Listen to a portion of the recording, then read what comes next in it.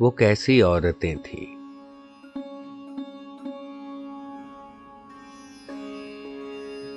वो कैसी औरतें थीं जो गीली लकड़ियों को फूंक कर चूल्हा जलाती थीं, जो सिल पर सुर्ख मिर्चें पीसकर सालन पकाती थीं, सुबह से शाम तक मसरूफ लेकिन मुस्कुराती थीं।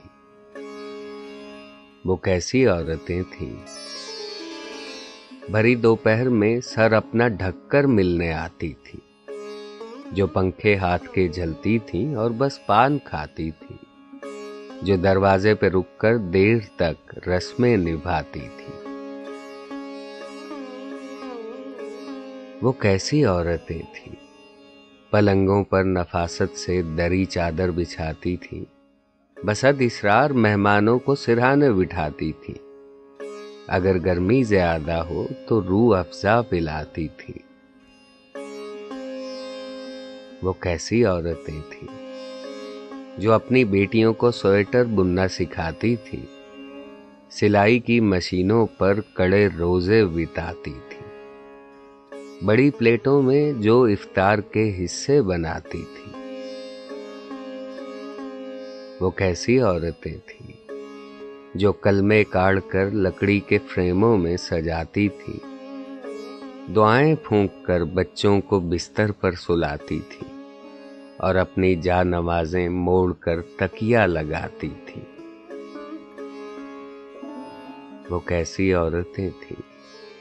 कोई साइल जो दस्तक दे उसे खाना खिलाती थीं, पड़ोसन मांग ले कुछ बाखुशी देती दिलाती थीं, जो रिश्तों को बरतने के कई नुस्खे बताती थीं।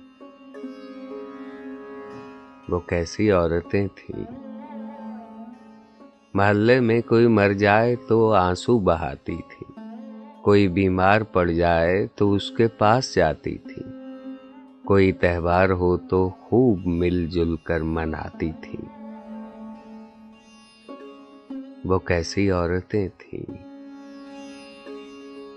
मैं जब घर अपने जाती हूँ तो फुर्सत के ज़मानों में उन्हें ही ढूंढती फिरती हूँ गलियों और मकानों में।